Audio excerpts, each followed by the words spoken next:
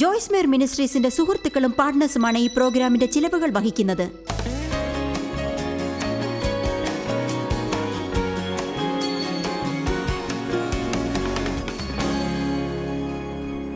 നമ്മൾ സാത്താനെക്കുറിച്ച് അളവിലധികമായി ചിന്തിക്കേണ്ടതില്ല എന്നാണ് എനിക്ക് തോന്നുന്നത്. പക്ഷേ നമ്മൾ അവനെ കാര്യമാക്കാതിരിക്കാനും പാടില്ല.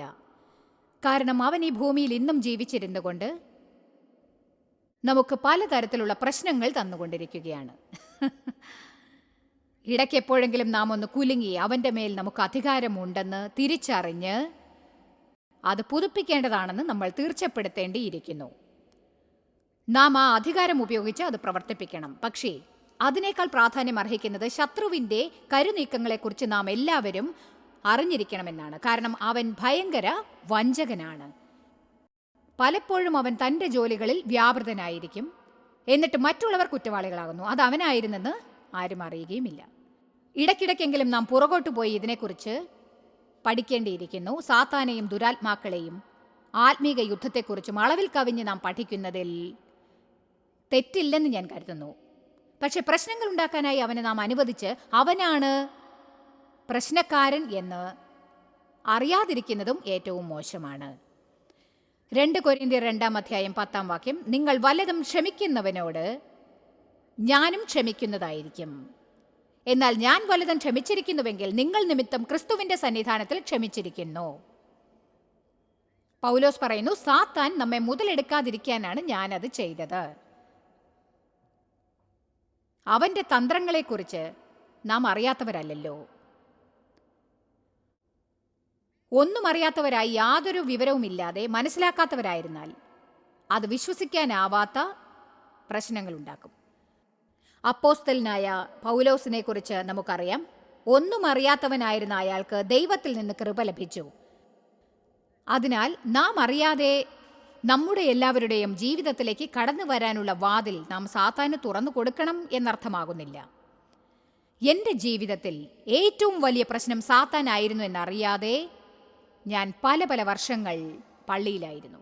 ഞാൻ കരുതിയത് സാത്താൻ ഒരു ഹലോവിൻ ക്യാരക്ടറാണെന്നാണ്. ചുവന്ന വസ്ത്രമെടുത്ത് ഒരു കുന്തം കയ്യിലെടുത്ത് വാലുള്ള ഒരാൾ മാത്രമേ അതേ എനിക്കറിവുണ്ടായിരുന്നുള്ളൂ. അവൻ എനിക്ക് ഉണ്ടാക്കിക്കൊണ്ടിരുന്ന പ്രശ്നങ്ങളെക്കുറിച്ച് എനിക്കറിയില്ലായിരുന്നു. എനിക്കതറിയില്ലായിരുന്നു. ഉദാഹരണത്തിന്, ഞാൻ ഇടയ്ക്കിടയ്ക്ക് എല്ലാവരോടും ദേഷ്യപ്പെട്ടുകൊണ്ടിരിക്കുമ്പോൾ എങ്ങനെയുള്ള വാതിലായിരുന്നു തുറന്നിരുന്നത്? എന്നെപ്പോലുള്ള അളവില്ലാത്ത കോപക്കാരായ ദേഷ്യക്കാരായ ക്രിസ്ത്യാനികളുണ്ടെന്ന് എനിക്ക് പറയാനാവും. ജനങ്ങളുടെ ജീവിതത്തിൽ ഇത് മുഖേന ഉണ്ടാകുന്ന പ്രശ്നങ്ങൾ പറഞ്ഞറിയിക്കാനാവില്ല. നീരസപ്പെടാൻ ആഴ്ചതോറും നിങ്ങൾക്ക് 40-50 സന്ദർഭങ്ങൾ ഉണ്ടാവാം. എന്നാൽ എല്ലാ അവസരങ്ങളും നിങ്ങൾ എടുക്കേണ്ട. പൗലോസ് പറഞ്ഞു, എന്നെ മുതലെടുക്കാൻ ഞാൻ സാത്താനെ അനുവദിക്കുകയില്ല. നിങ്ങൾ ക്ഷമിക്കാനാവായ്മയും കയ്പും നീരസവും വിദ്വേഷവും കൊണ്ട് നിങ്ങളെ വേദനിപ്പിച്ചവരെ വേദനിപ്പിക്കുന്നു, നിങ്ങളെയും സ്വയം വേദനിപ്പിക്കുന്നു. എന്നിട്ട് സാത്താനെ നിങ്ങൾ വാതിൽ തുറന്നു കൊടുക്കുന്നു. ദൈവം നിങ്ങളോട് ക്ഷമിക്കാൻ പറയുന്നത് നിങ്ങളുടെ നന്മയ്ക്ക് വേണ്ടിയാണ്.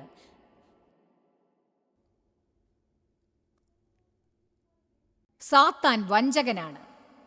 ഇത് നാം ഓർമ്മിക്കണം. ആ വാതിലുകൾ നാം എപ്പോഴും അടച്ചു വെക്കണം. 1 പത്രോസ് 5:8 ഏതാനും ചില വചനങ്ങൾ നമുക്ക് നോക്കാം. ഇത് നമുക്കൊരടിസ്ഥാനം കിട്ടാനാണ്.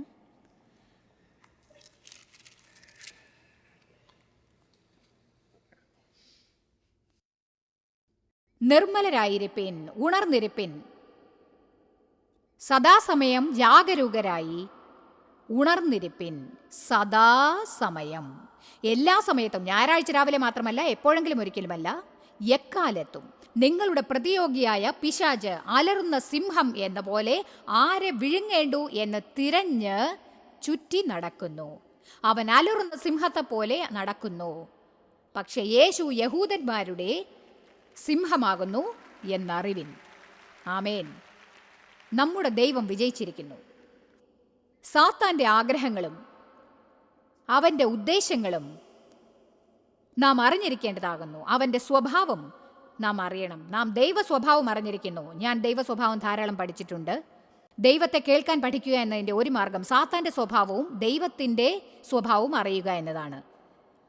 അതിനാൽ നിങ്ങൾ എന്തെങ്കിലും കേൾക്കുകയോ അനുഭവിച്ചറിയുകയോ ചെയ്യുന്ന സമയത്ത് നിങ്ങൾ അനുഭവിച്ചറിയുന്നതിൻ്റെ സ്വഭാവം ദൈവത്തിൻ്റെതാണെങ്കിൽ അത് സത്യമായിരിക്കും, ഇല്ലെങ്കിൽ അത് ദൈവികമായിരിക്കില്ല.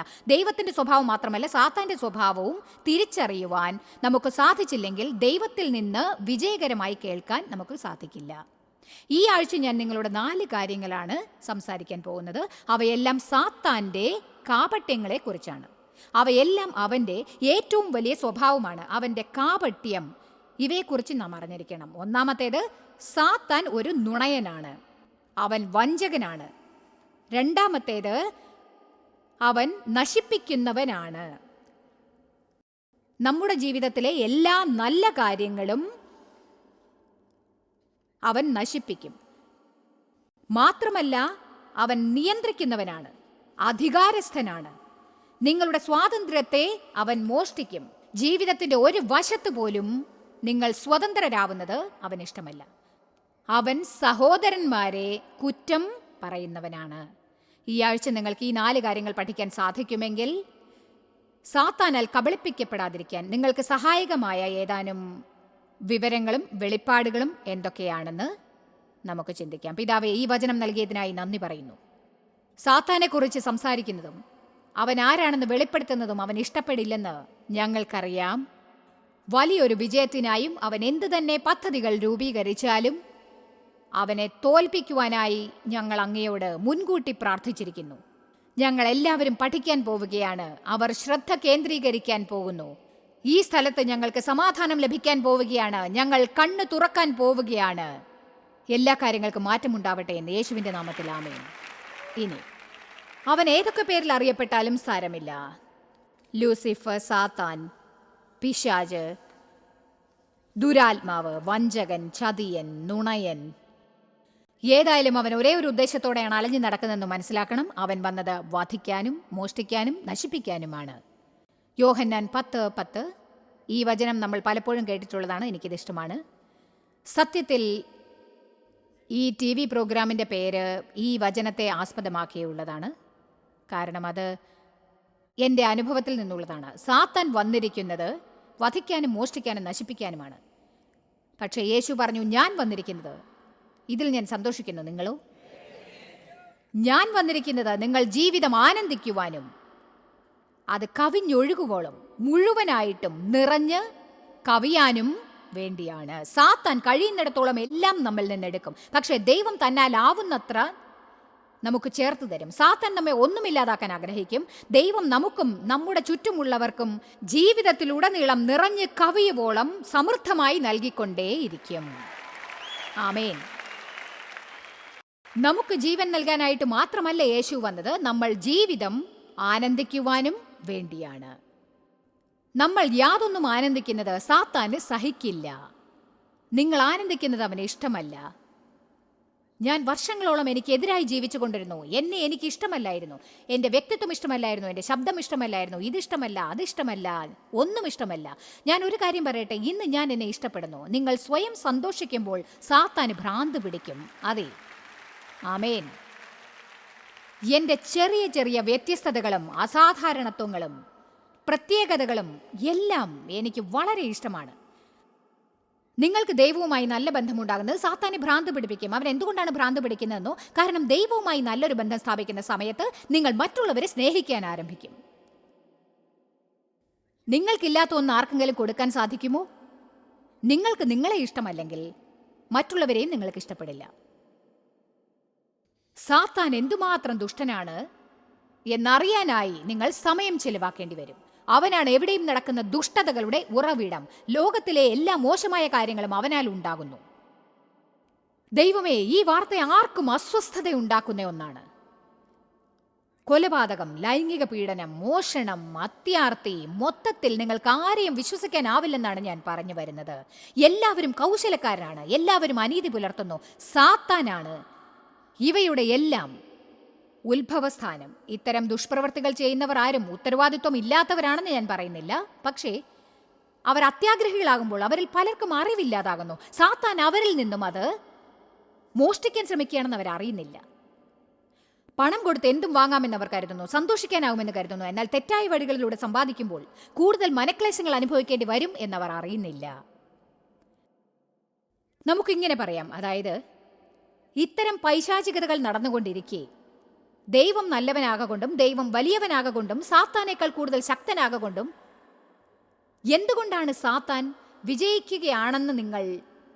വിശ്വസിച്ചു കൊണ്ടിരിക്കുന്നതെന്ന് പറയാമോ? നമ്മൾ വേദപുസ്തകത്തിന്റെ അവസാനം വരെ വായിച്ചു കഴിഞ്ഞു, അതുകൊണ്ട് ഒരിക്കലും അത് സംഭവിക്കില്ലെന്ന് അറിയാം. പക്ഷേ എന്താണ് സംഭവിച്ചുകൊണ്ടിരിക്കുന്നതെന്ന് ഞാൻ പറഞ്ഞു തരാം. ആദ്യമായി ജനങ്ങൾ മടിയന്മാരാണ്. വളരെയേറെ ജനങ്ങളും അലസരാണ്. നിങ്ങൾ ദൈവത്തെ ഉത്സാഹത്തോടെ തിരഞ്ഞെടുത്താൽ നിങ്ങൾ ദൈവത്തിൻ്റെ വഴി തിരഞ്ഞെടുക്കുന്നു. ഇങ്ങനെ ചെയ്യുന്ന ഓരോ വ്യക്തിയും ഇരുട്ടിലെ ചെറിയ വെളിച്ചമാണ്. അങ്ങനെ കോടിക്കണക്കിന് ചെറിയ വെളിച്ചങ്ങൾ ഉണ്ടെങ്കിൽ ധാരാളം നല്ല കാര്യങ്ങൾ നടക്കും. ക്രിസ്ത്യാനികൾ എന്ന് പറയപ്പെടുന്ന ധാരാളം വ്യക്തികൾ ആരെയും സഹായിക്കാൻ ഒന്നും തന്നെ ചെയ്യുന്നില്ല. സത്യം പറഞ്ഞാൽ പരിഷ്കാരികളായ ക്രിസ്തീയ സഭകൾ 30 വർഷമായി വേർഡ് ആൻഡ് ഫെയ്ത്ത് ചർച്ച് പോലും ജനങ്ങൾക്കായി ഒന്നും ചെയ്യുന്നില്ല. എൻ്റെ വിശ്വാസം ഉപയോഗിച്ച് എങ്ങനെയാണ് ആവശ്യമുള്ളതെല്ലാം കിട്ടുക?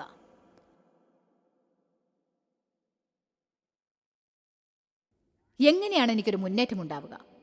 എനിക്കെങ്ങനെ കിട്ടും? നമ്മുടെ മിനിസ്ട്രീസ് പോലും എങ്ങനെയാണ് എൻ്റെ മിനിസ്ട്രി വളരുക? ഞാൻ എൻ്റെ ദൈവം നമുക്ക് വിശ്വാസം തന്നിട്ടുണ്ട്, പക്ഷെ അത് നാം ഉപയോഗിച്ച് ആവശ്യമുള്ളത് നേടുന്നത് അവന് ഇഷ്ടമല്ല. അവന് നമ്മുടെ ജീവിതത്തിൽ പ്രവർത്തിക്കണം, നമ്മെ സൗഖ്യമാക്കണം, നമ്മെ പൂർണ്ണരാക്കണം. അവൻ നമ്മുടെ ജീവിതത്തെ ചിലവാക്കാൻ ആഗ്രഹിക്കുന്നു. അവൻ നമ്മെ കൊണ്ടുവന്നിരിക്കുന്നതിലേക്ക് അവരെയും കൊണ്ടുവരാൻ ആഗ്രഹിക്കുന്നു. അതുപോലെ മറ്റൊരു കാര്യം പറയാം. ക്രിസ്ത്യാനികളും തങ്ങളുടെ വെളിച്ചം തെളിയിക്കുന്നതിൽ പലപ്പോഴും ഫലവത്താകുന്നില്ല.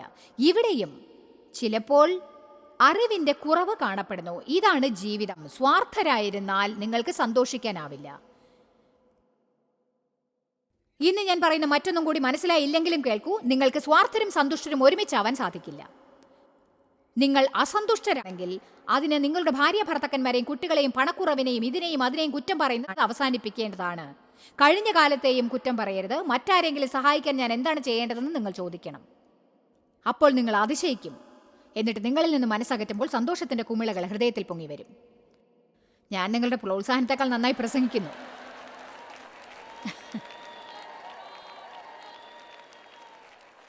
ക്രിസ്തീയ ജീവിത രീതിയിൽ ഉണർവോടെ ജീവിച്ചിരിക്കുന്നവരും വെളിച്ചമായി ശോഭിക്കുന്നവരും സ്നേഹത്തിൽ നടക്കുന്നവരും ഉണ്ടായിരുന്നെങ്കിൽ നന്നായിരുന്നു. എന്നാൽ ഇന്ന് നമുക്കുള്ള മാലിന്യങ്ങൾ ഒന്നും ഉണ്ടാവുമായിരുന്നില്ല. എന്നാൽ സംഭവിച്ചത് എന്താണെന്നോ, നമ്മൾ അലസരായി ഇരുന്നു. ദൈവം എന്തെങ്കിലും ചെയ്യുമെന്ന് നമ്മൾ ആഗ്രഹിച്ചു, സർക്കാർ എന്തെങ്കിലും ചെയ്യുമെന്ന് ആഗ്രഹിച്ചു. നമുക്കെന്നും ആഗ്രഹങ്ങൾ മാത്രമേ ഉള്ളൂ. ആരും എന്താണൊന്നും ചെയ്യാത്തത് നമുക്ക് യാതൊരു അറിവുമില്ല. നമുക്കെന്നും മറ്റുള്ളവർ എന്തെങ്കിലും ചെയ്യണമെന്ന് തോന്നലേ ഉള്ളൂ. ഈ മറ്റുള്ളവർ ആരാണെന്ന് ഒടുവിൽ ഞാൻ കണ്ടുപിടിച്ചു. ആരാണ് ഈ അവർ? നാം ആണ് അവർ. നമ്മൾ ചെയ്യേണ്ട കാര്യങ്ങൾ നമ്മൾ മറ്റുള്ളവരെ ചുമതലയേൽപ്പിക്കാൻ ഒരുങ്ങുന്നു. വേദപുസ്തകം പറയുന്നു, സാത്താനെ പുറത്താക്കാൻ നിങ്ങൾക്ക് കഴിയും. അപ്പോൾ അവൻ തിരിച്ചു വരും. എന്നിട്ട് അവൻ പണ്ട് താമസിച്ചിരുന്ന വീട് അടിച്ചു വൃത്തിയാക്കിയിട്ടിരിക്കുന്നത് കാണും. ഉടനെ അവൻ തിരിച്ചുപോയി അവനോടൊപ്പം 7 പേരെയും കൂടി കൂട്ടിക്കൊണ്ടുവരും. ഇത് അലസതയ്ക്കും ഉന്മേഷത്തിനും തമ്മിലുള്ള പോരാട്ടത്തിന്റെ സന്ദേശമാണ്. ദൈവത്തെ തീഷ്ണതയോടെ വിശ്വസിച്ച് നമ്മുടെ വെളിച്ചങ്ങളെ പ്രകാശിപ്പിച്ചാൽ എന്താണ് ഉണ്ടാവുക എന്ന് നിങ്ങൾ കണ്ടു. നമ്മുടെ വിളക്കുകൾ ലോകത്തിലെ അന്ധകാരത്തെ ഇല്ലാതാക്കും. എന്നാൽ ജനങ്ങൾ ഒന്നും ചെയ്യാതിരുന്നാൽ പൈശാചികത അധികാരം സ്ഥാപിക്കാൻ തുടങ്ങും. ഞാൻ പറഞ്ഞത് മനസ്സിലായോ? പൈശാചികത അധികാരം സ്ഥാപിച്ചുകൊണ്ടിരിക്കുന്നു.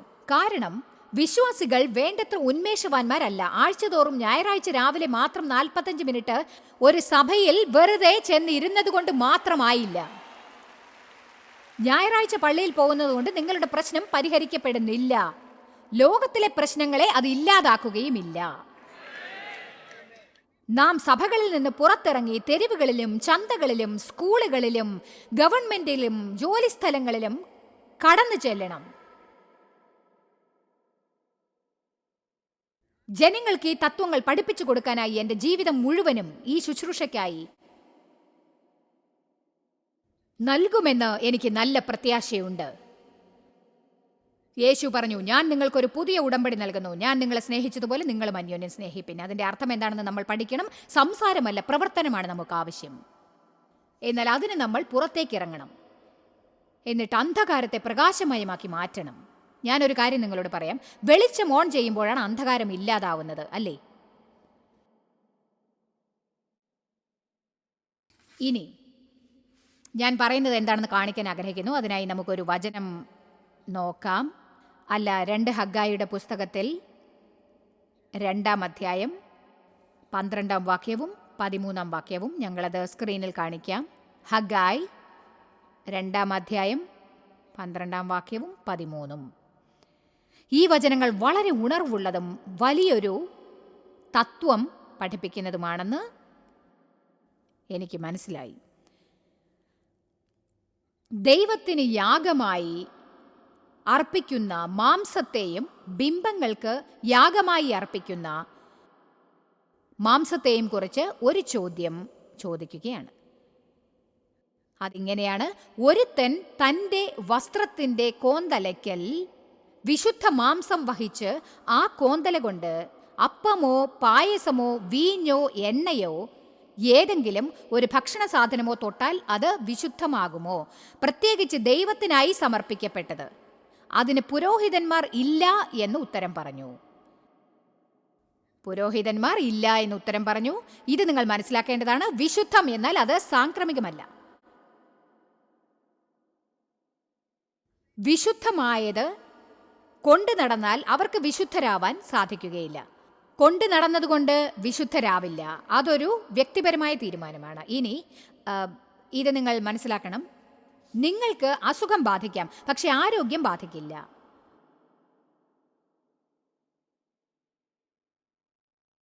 ആമേൻ. ദൈവികത തിരഞ്ഞെടുക്കണം. എന്നാൽ ജനങ്ങൾ ശരിയായ തീരുമാനങ്ങൾ എടുത്തില്ലെങ്കിൽ ദൈവികതയില്ലായ്മ അതിവേഗം ഓടിവന്ന് പിടിക്കും. ഈ സ്നേഹത്തിലുള്ള നടത്തവും ദുരാത്മാവിന്റെ ഫലവും ക്ഷമയും അങ്ങനെയുള്ളതെല്ലാം കരുതിക്കൂട്ടി നിങ്ങൾ ചെയ്യേണ്ടി വരും. അതൊരു വികാരമല്ല, അതൊരു സന്നദ്ധതയാണ്. ക്രിസ്ത്യാനികൾ അലസരായിരിക്കുന്നു എന്നതാണ് ഇവിടെ പ്രശ്നം. സാത്താൻ അധികാരം സ്ഥാപിക്കുന്നവനും നിയന്ത്രിക്കുന്നവനുമാണ്. എല്ലാം അവനാണ് ചെയ്യുന്നത് എന്നവൻ കരുതുന്നു. ഇതാണ് ഇനി വരാൻ പോകുന്ന വർഷം മുതൽ ഏറ്റവും വലിയ പ്രശ്നമായിരിക്കുന്നത്. നമ്മുടെ ചിന്തകളിൽ ആശ്രയിക്കുന്നത് മതിയാക്കുക. സന്നദ്ധതയാണ് നമുക്ക് ആവശ്യം. ശരിയായത് പ്രവർത്തിക്കാൻ നമ്മൾ സന്നദ്ധരാവണം. നമ്മൾ സ്നേഹം ധരിക്കുമെന്ന് തീരുമാനിക്കണം. ഇരുട്ടിൽ നിന്ന് നാം നമ്മുടെ പ്രകാശം തെളിയിക്കും എന്ന് ഉറപ്പാക്കണം. നമുക്കെന്ത് തോന്നിയാലും ശരി. ഇനി നമുക്ക് ഈ വചനത്തിന്റെ 2ാമത്തെ ഭാഗം നോക്കാം. എന്നാൽ ഹഗ്ഗായി, ശവത്താൽ അശുദ്ധനായ ഒരുത്തൻ അവയിൽ ഒന്ന് തൊടുന്നു എങ്കിൽ അത് അശുദ്ധമാകുമോ? ശവത്താൽ അശുദ്ധനായ ഒരുത്തൻ അവയിൽ ഒന്ന് തൊടുന്നുവെങ്കിൽ അത് അശുദ്ധമാകുമോ എന്ന് ചോദിച്ചതിന് അത് അശുദ്ധമാകും എന്ന് പുരോഹിതൻ ഉത്തരം പറഞ്ഞു. ഇനി എളുപ്പത്തിൽ പറഞ്ഞാൽ ഇങ്ങനെയാണത് പ്രവർത്തിക്കുക. വെറുതെ ഒന്നും ചെയ്യാതെ നിൽക്കുകയാണെങ്കിൽ പൈശാചികത നിങ്ങളെ പിടിക്കും. അതുകൊണ്ട് നിങ്ങൾ ലോകത്തിലേക്ക് ചെല്ലുകയാണെങ്കിൽ അവിടെ മുഴുവനും മോശമായ ദുഷിച്ച സംഗതികൾ നടന്നുകൊണ്ടിരിക്കും. നിങ്ങൾ നല്ല തീരുമാനമെടുത്ത് ശരിയായി പ്രവർത്തിച്ച് നിങ്ങളുടെ വെളിച്ചം പ്രകാശിപ്പിച്ചില്ലെങ്കിൽ നിങ്ങളും അവരെ പോലെ ആയിത്തീരാൻ ഇടയാകും. സങ്കടം എന്താണെന്ന് വെച്ചാൽ ഇത് വളരെ പെട്ടെന്നായിരിക്കും സംഭവിക്കുക. വളരെ കുറച്ച് ചുരുങ്ങിയ സമയത്തിനുള്ളിൽ നിങ്ങൾക്കത് മനസ്സിലാവുകയില്ല. നമുക്ക് കൂടുതൽ വിട്ടുവീഴ്ചകൾ നടന്നുകൊണ്ടിരിക്കുന്നു. ഇവിടെ നമ്മുടെ ക്രിസ്തീയ നടത്തത്തിൽ ജനങ്ങൾക്ക് നല്ലതേത് ചീത്തയേതെന്ന് തിരിച്ചറിയാൻ കഴിയുന്നില്ല. ദുഷ്ടത നല്ലതാവുകയും നല്ലത് ദുഷിക്കുകയും ചെയ്യുന്നു. ഇന്ന് കൂടുതൽ വിട്ടുവീഴ്ചകൾ നടന്നുകൊണ്ടിരിക്കുന്നു. ദൈവം തന്റെ വചനത്തിൽ വിലക്കിയിരിക്കുന്ന വൃത്തികേടുകളെല്ലാം ചെയ്യാൻ ജനങ്ങൾ കൂടുതൽ വിട്ടുവീഴ്ചകൾ ചെയ്തുകൊണ്ടേയിരിക്കുന്നു. അൾത്താരയിൽ നിന്നുകൊണ്ട് ശരിയായ സന്ദേശങ്ങൾ ജനങ്ങൾക്ക് കൊടുക്കണം. ജനങ്ങളെ പ്രോത്സാഹിപ്പിക്കുന്നതാണ് നല്ലത്. എല്ലാവരും വിജയിക്കണമെന്നും അഭിവൃദ്ധിപ്പെടണമെന്നും ദൈവം ആഗ്രഹിക്കുന്നതായും എല്ലാവരെയും അനുഗ്രഹിക്കാൻ ആഗ്രഹിക്കുന്നതായും പറയണം. ആമേൻ. ഞാൻ അതെല്ലാം വിശ്വസിക്കുന്നു. പ്രോത്സാഹനം ലഭിക്കാനായി നാം അത് കേട്ടിരിക്കണം. പള്ളിയിൽ പോകുമ്പോഴെല്ലാം നമ്മുടെ തലയിൽ അടിക്കേണ്ടതില്ല. ദൈവം ദൈവമാണ് എന്ന് നമ്മൾ അറിഞ്ഞിരിക്കണം. അവനെ നാം ഭയഭക്തിയോടെ സ്മരിക്കണം. അവൻ പറയുന്നത് അർത്ഥവത്താണ്. ശരി എന്താണെന്ന് നമുക്കറിയാനാവില്ല.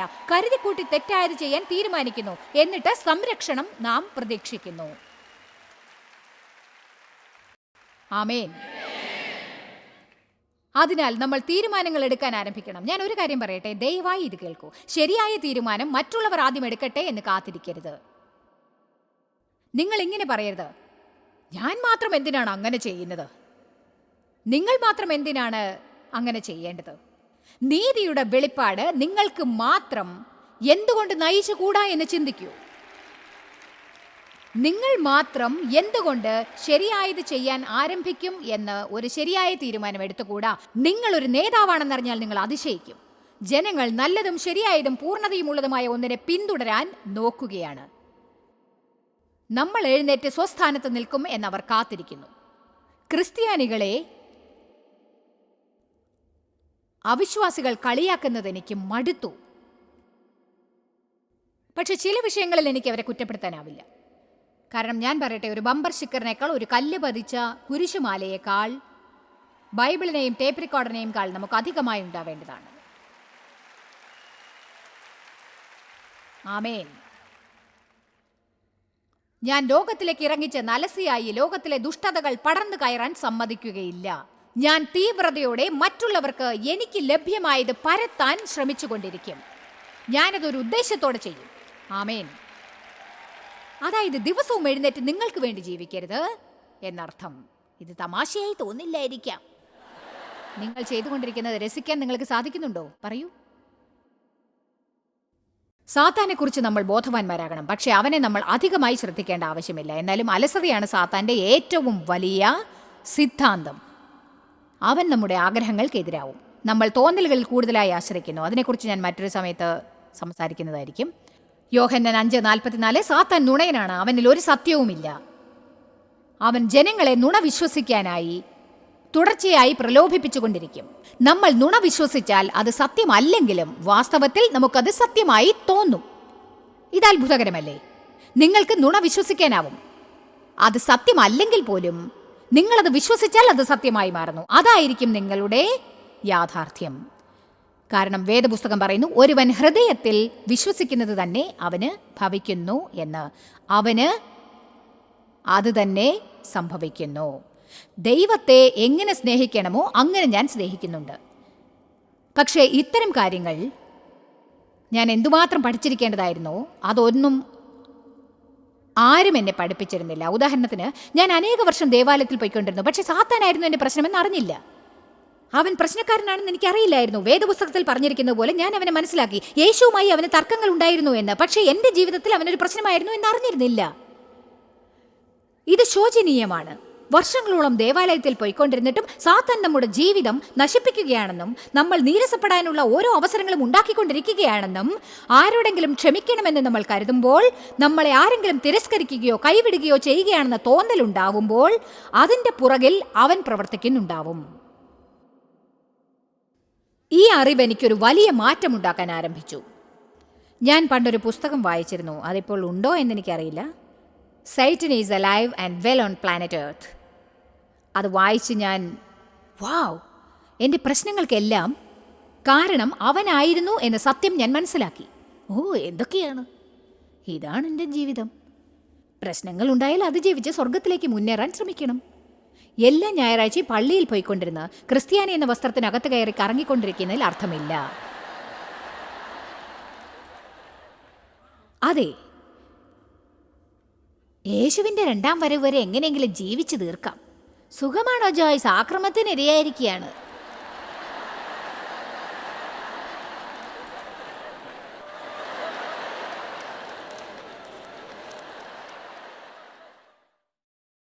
ഞാൻ സത്യം എന്താണെന്ന് മനസ്സിലാക്കാൻ തുടങ്ങിയപ്പോൾ എനിക്ക് നഷ്ടപ്പെട്ട വർഷങ്ങളെക്കുറിച്ച് ദേഷ്യം തോന്നി.